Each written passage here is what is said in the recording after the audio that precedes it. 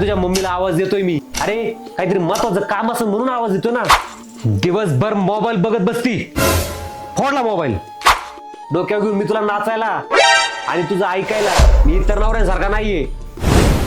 अगं मम्मी, काहीतरी महत्वाचं काम असेल म्हणूनच आवाज दिला होता ना.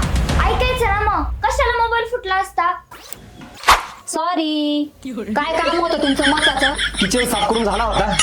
मग आता लादी साफ करायची का भांडी धुवायची तेच विचारत होतो मी. बाई